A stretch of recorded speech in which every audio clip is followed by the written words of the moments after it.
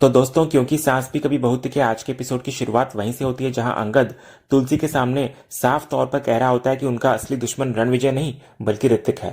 तो अपने ही बेटे के खिलाफ ऐसी बात सुनकर तुलसी का खून खौल उठता है। वो गुस्से में आकर अंगद को एक जोरदार थप्पड़ जड़ देती है। तुलसी चिल्लाते हुए अंगद से कहती है कि अगर उसे ऋतिक दुश्मन लगता है तो वो जाकर अपने भाई पर हाथ उठाए और फिर अपनी मां को भी खत्म कर दे। ये कहकर तुलसी वहां से गुस्से में चली जाती है। अगले सीन में माहौल और भी गंभीर होता हुआ नजर आता है। भारी बारिश के बीच अंगद छाता लेकर रास्ते से गुजर रहा होता है। तभी अचानक पीछे से ऋतिक आता है और अंगद को जोर से धक्का देता है, जिससे अंगद नीचे गिर पड़ता है।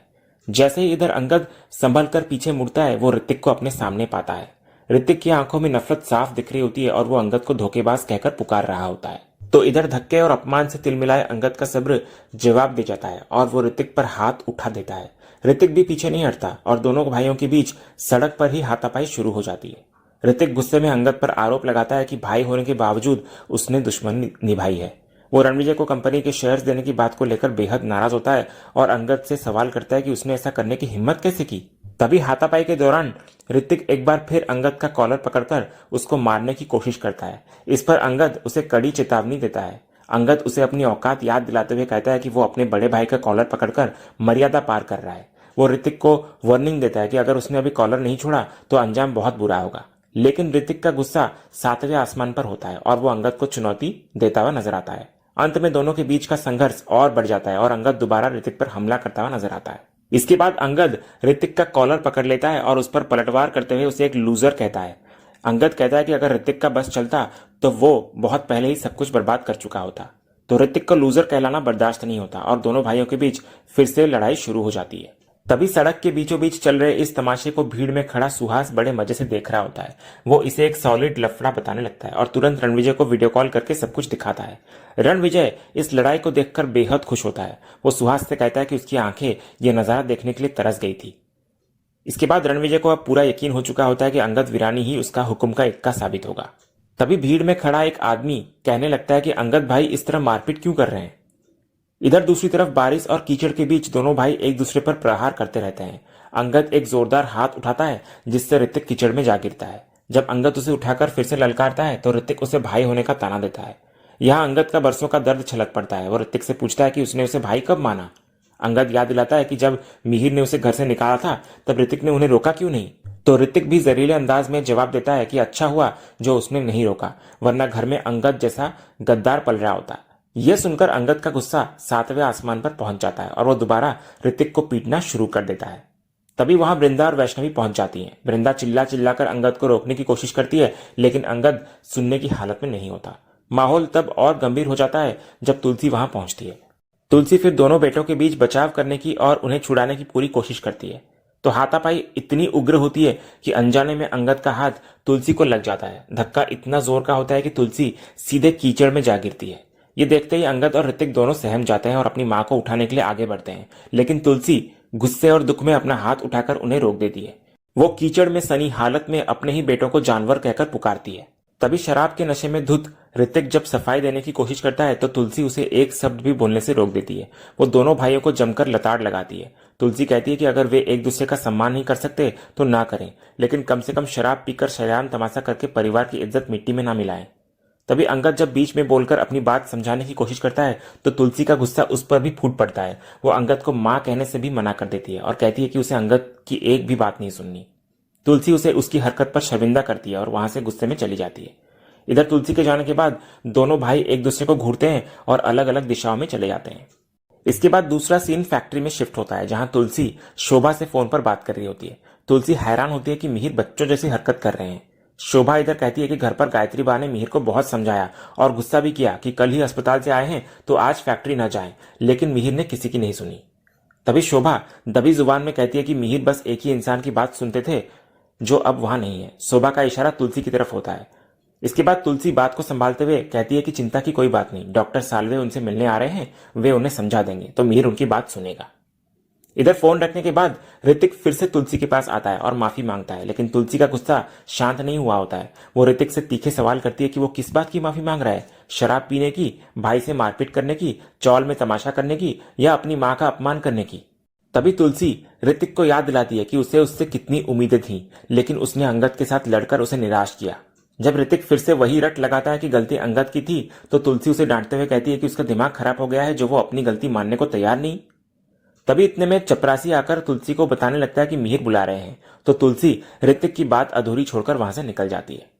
दूसरी तरफ डॉक्टर साल्वे, जो कि मिहिर का दोस्त होता है, फैक्ट्री में मिहिर का चेकअप कर रहे होते हैं। डॉक्टर मिहिर पर नाराज होते हैं कि उसे घर पर आराम करना चाहिए था, लेकिन वह फैक्ट्री आ गया, जिसकी वजह से डॉक्टर को भी यहां आना पड़ा।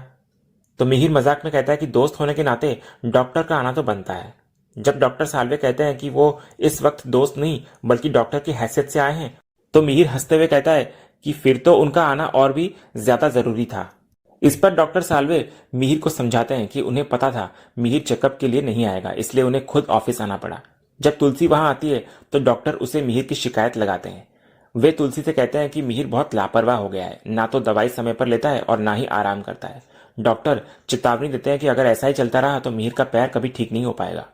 तभी नॉयना बीच में बोल पड़ती है कि वो दवाइयां दे देगी। जब डॉक्टर हैरान होकर पूछते हैं कि वो कौन है, तो नॉयना खुद को मिहिर की पार्टनर बताती है। डॉक्टर चौंक जाते हैं, लेकिन मिहिर तुरंत बात को संभालते हुए कहता है कि नॉयना उसकी बिजनेस पार्टनर है। तो डॉक्टर साल्वे हंसते हुए कहते हैं कि मिहिर को तो सिर्फ उसकी लाइफ पार्टनर यानी तुलसी ही संभाल सकती है, किसी और के बस की बात नहीं है। इसके बाद डॉक्टर पुराने दिनों की याद दिलाते हैं जब 10 साल पहले मिहिर का पैर टूटा था तो तुलसी ने ही उसे संभाला था। डॉक्टर तुलसी से कहते हैं कि अब फिर से जिम्मेदारी उनकी है। फिर वे मजाक में मिहिर से कहते हैं कि वो जवानों वाली फिटनेस के पीछे ना भागे, क्योंकि उसे कोई लड़की नहीं मिलने वाली, और अगर मिल भी गई तो टिकेगी नहीं, क्योंकि तुलसी जैसी दूसरी कोई हो ही नहीं सकती। तो मिहिर इस पर झुंझलाकर कहता है कि वो भाषण बंद करे, वो दवाई ले लेगा।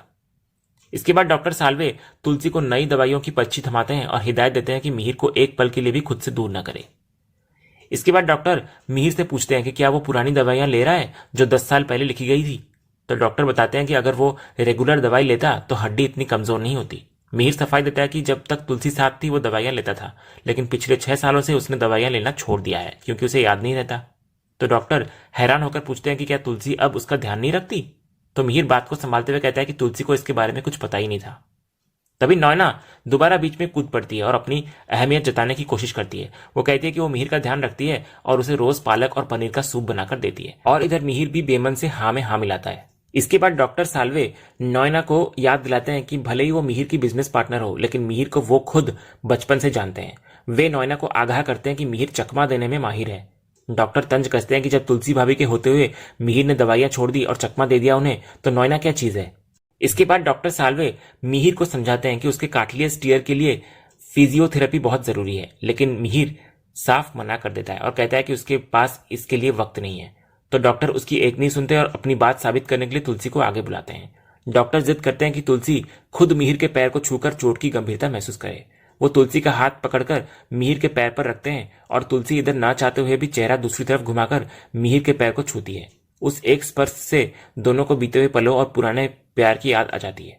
तुलसी डॉक्टर से सहमति जताते हुए कह देती है कि हो जाएगा। तो डॉक्टर फिर मिहिर को चिढ़ाते हैं कि अब जब भाभी ने कह दिया है तो उसकी हिम्मत नहीं कि वो मना कर सके। तो मिहिर चुपचाप मान लेता है। फिर डॉक्टर के जाने के बाद नॉयना तुलसी से प्रेस्क्रिप्शन मांगती है और दावा करती है कि वो मिहिर को ठीक कर देगी। तो मिहिर इधर उदास होकर कहता है कि पिछले 6 सालों में अंदर और बाहर इतना कुछ टूट गया है कि वो इतनी जल्दी ठीक नहीं होने वाला। नॉयना इस बात को समझ नहीं पाती, लेकिन मिहिर का इशारा अपने रिश्तों और दिल के टूटने की तरफ ही होता है। इसके बाद तुलसी के जाने पर नॉयना भी मिहिर के पैर को छूने की कोशिश करती है, लेकिन मिहिर दर्द से चिल्ला पड़ता है। नॉयना को जलन होती है कि जब तुलसी ने छुआ तो कुछ नहीं हुआ, लेकिन उसके छूने पर दर्द क्यों। तो मिहिर इशारों में समझाता है कि वो दर्द नहीं बल्कि दिल का कनेक्शन था। तो नॉयना इसे फिर से मिहिर का मजाक समझ लेती है और दवाइयां लेने चली जाती है। अगले सीन में सुबह का समय होता है, जहां वृंदा बच्चों को स्कूल के लिए तैयार कर रही होती है और उन्हें लेट उठने पर डांट रही होती है। इधर अंगद काम पर निकलने वाला होता है और बिना वृंदा की तरफ देखे कहता है कि वो जा रहा है। तो वृंदा भी रूखेपन से जवाब देती है कि टिफिन वहीं रखा है, ले ले। तो अंगद टिफिन लेने आता है तो उसकी बेटी रोज की तरह उससे पप्पी मांगती है। तो अंगद बच्चों को प्यार करता है, लेकिन बेटा अक्षय भांप लेता है कि मम्मी पापा में कुछ तो गड़बड़ है। वो पूछता है कि क्या उनकी लड़ाई हुई है, तो दोनों इनकार करते हैं। तो अक्षय जिद करता है कि अंगद मम्मी को भी किस दे। तो अंगद को बच्चों के सामने झुकना पड़ता है। इधर वृंदा पहले मुंह फेर लेती है, लेकिन अंगद के यह कहने पर कि बच्चे देख रहे हैं वो मान जाती है। तो अंगद उसको पप्पी देकर बच्चों को खुश करता है और स्कूल के लिए ले जाता है। तभी बच्चों के जाने के बाद वृंदा को एक फिजियोथेरेपी सेंटर से फोन आता है। वे वृंदा के पुराने काम की तारीफ करते हैं और फिर कहते हैं कि वो एक नए असाइनमेंट के लिए उसे हायर करना चाहते हैं क्योंकि उनके बाकी फिजियोथेरेपिस्ट बिजी हैं। तो वृंदा अपनी घरेलू जिम्मेदारियों का हवाला देकर फुल टाइम काम करने से मना कर देती है, लेकिन सेंटर वाले जोर देते हैं कि वो कम से कम एक मरीज का केस ले ले क्योंकि इसमें पैसे अच्छे मिलेंगे। वे बताते हैं कि मरीज को घुटने की सर्जरी के बाद फिजियोथेरेपी की जरूरत है और वो एक बहुत बड़े परिवार से है। जैसे ही वे मरीज का नाम मिहिर वीरानी बताते हैं तो वृंदा के पैरों तले जमीन खिसक जाती है। वो हैरान रह जाती है।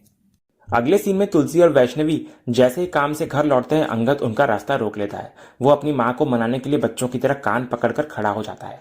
अंगद गिड़गिड़ाता है कि उसके कान अपना नाम सुनने को तरस गए हैं अपनी मां के मुंह से, इसलिए मां उसे माफ कर दे। अपनी गलती का एहसास दिलाने के लिए वो सबके सामने उठक बैठक भी करने लगता है, तो तुलसी इसे तमाशा बताकर उसे रोक देती है। तभी वैष्णवी सामान लेकर अंदर चली जाती है और इधर अंगद वादा करता है अपनी मां के सामने कि वो दोबारा कभी गलत लहजे में बात नहीं करेगा। लेकिन तुलसी का गुस्सा शांत नहीं होता। वो साफ कह देती है कि रणविजय की असलियत जानते हुए भी अंगद ने जो किया वो माफी के लायक नहीं है। तभी वृंदा घबराते हुए वहां आती है और घर के अंदर हमें दूसरी तरफ दिखाया जाता है, जहां वृंदा तुलसी और अंगद के सामने कह रही होती है कि उसे समझ नहीं आ रहा कि वो फिजियोथेरेपी सेंटर के ऑफर का क्या जवाब दे। तो अंगद हैरान होता है कि आखिर उन्होंने वीरानी परिवार के लिए वृंदा को ही क्यों चुना। क्या उन्हें सरनेम से पता नहीं चला? तो वृंदा राज खोलती है कि सेंटर के रिकॉर्ड में उसका पुराना नाम यानी शादी से पहले वाला नाम वृंदा गोखले ही दर्ज है। उसने शादी के बाद वहां नाम नहीं बदला था, इसलिए उन्हें नहीं पता कि वो मिहिर वीरानी की बहू है। तभी इधर तुलसी को डॉक्टर सालवे की बात याद आती है कि मिहिर को फिजियोथेरेपी की सख्त जरूरत है। अंगद को भी इधर एहसास होता है कि अब उसकी पत्नी ही उसके पिता का इलाज करने जाएगी। तभी तुलसी इसे किस्मत का खेल मानती है। वो बहुत गहरी बात कहती है कि जिस बहू का शांति निकेतन में धूमधाम से गृह प्रवेश होना चाहिए था, अब वो एक फिजियोथेरेपिस्ट बनकर उस घर में कदम रखेगी। वो कहती है कि जिस पिता ने वृंदा की एक ना सुनी थी, आज उसी को ठीक होने के लिए वृंदा की जरूरत है। लेकिन इधर वृंदा बहुत डरी हुई होती है। वो कहती है कि मिहिर ने आज तक उसका चेहरा भी नहीं देखा है, इसलिए अनजान बनकर वहां जाना उसे सही नहीं लग रहा और वो इस काम के लिए मना करना चाहती है। तो इस पर अंगद वृंदा को समझाता है कि उसे इस काम के लिए मना नहीं करना चाहिए। वो तर्क देता है कि इस वक्त पापा को उसकी सख्त जरूरत है।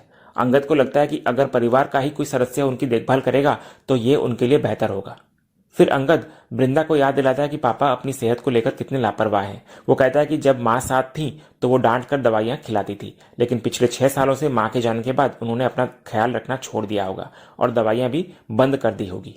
इधर तुलसी भी अंगद की बात का समर्थन करती है। वो वृंदा को बताती है कि मिहिर सच में बहुत लापरवाह है और किसी की नहीं सुनते। तुलसी को डर होता है कि इतनी गहरी चोट लगने के बाद अगर मिहिर ने अपना ध्यान नहीं रखा तो वो शारीरिक रूप से और भी कमजोर हो जाएंगे। तो तुलसी और अंगद की बातें सुनकर वृंदा सोच में पड़ जाती है। वो मन ही मन मानती है कि माँ सही कह रही है, लेकिन वो बहुत बड़ी दुविधा में फंस जाती है कि क्या उसे घर में मिहिर के पास जाना चाहिए। तो वृंदा की इसी कश्मकश और सवाल के साथ आज का ये एपिसोड यहीं खत्म होता है। तो दोस्तों, आज का ये वीडियो आपको कैसा लगा कमेंट के जरिए हमको जरूर कहिएगा और कमेंट में हाइप करना भी मत भूलिएगा और वीडियो को लाइक शेयर सब्सक्राइब करना भी मत भूलिएगा, ताकि ऐसे ही लेटेस्ट एपिसोड के अपडेट्स आप हमारे इस चैनल पर पा सकें। तो मिलते हैं हम एक नया एपिसोड के रिव्यू में, तब तक के लिए नमस्कार।